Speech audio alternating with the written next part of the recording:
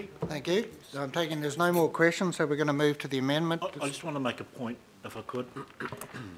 In identifying shortcomings, as I saw them in the staff report, that is not the same as criticising or attacking the staff. I want to make that clear. Just as disagreeing with the submission from the local board chairs is not attacking the local board chairs. I want to make that very clear. We are here to scrutinise the reports we are given and identify shortcomings if we see them there for the betterment of local government in Auckland. That's my job and I will continue to do it.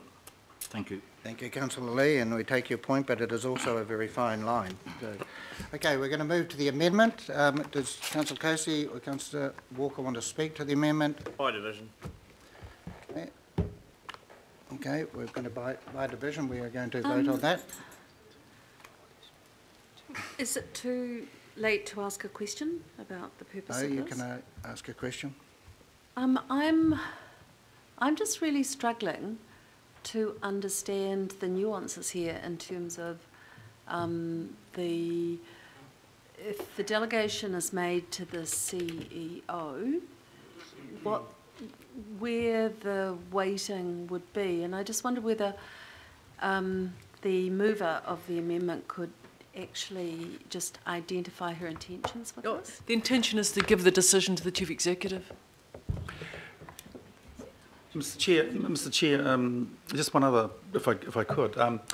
What the intent of your amendment is to, in effect, rule out the Directors of Development Auckland, and if I understand it, it's on the basis of conflict of interest. To assert that, I don't know who the directors are, you might well. To what extent could you say they're conflicted? I'll return to the board chair who made the assertion to speak to that. Development Auckland, of course, is a successor to ACPL, and this council has mandated ACPL to maximise the sale proceeds to meet the budgetary commitments of this council of cash sale. Any contribution that then goes to the waste team to acquire a site is taking away from that commercial mandate that the CCO has, and it just seems to me an unhealthy dichotomy. You know, I'm a lawyer, and I know when you've got life tenants and deciding things in their own favour, you put in an independent to decide that. And our chief executive is the chief of the family. I'm just going to get Sue to confirm which balance sheet the property sits on. Thank you, Mr. Chair. Property sits on Auckland Council's balance sheet. And just for a point of clarification for the councillors and staff present who may not be aware, that with Development Auckland being formed on 1 September, the only assets that will be on Development Auckland's balance sheet at that point in time are those assets that are currently on the balance sheet of Waterfront Auckland. All other assets remain on Auckland Council. Therefore, they will be the appropriate party in this regard is the Chief Executive. Councillor Holt. Yeah. Thank you, Mr. Chair. Just on behalf of the CCO committee, I think, and the questions asked are really good ones, and I thank our CFO for the clarification. What we need to remember is, councillors, most of us have been part of drawing together the terms of reference for Auckland properties. We're very, very clear that the imperative is not simply a financial bottom line and to maximise profits. They are required to carry out the outcomes of the Auckland Plan and social, environmental and economic imperatives are enshrined within that as well. So there is no conflict, and we're going to be handing more and more and more to them to make these decisions. Councillor Walker. No. No. Okay, I'm assuming we just have a voice vote on this one? Yep. Yes. Okay, we have the amendment in front of us. All those in favour? Aye. By division. Already asked. By division. Yeah. Okay. I was already up there, okay. Councillor Knight. Aye. So this is the amendment. Yeah, you said yes. Councillor Brewer. No. Councillor Casey. Yes. Councillor Cashmore. No. Councillor Cloak. No. Councillor Cooper. No. Councillor Darby. 4. Councillor Fletcher, No. Deputy Mayor Hulse, No. Councillor Lee, Abstain. Councillor Penrose, No. Councillor Quacks, No.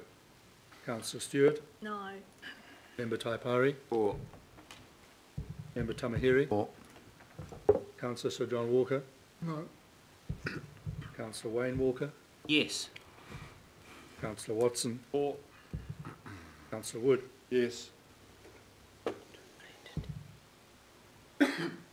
Slightly.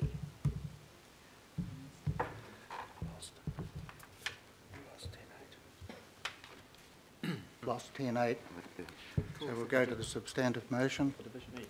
No further debate on that. Part A separately, please, and B. Okay, could we have it back on the screen, please? Yeah.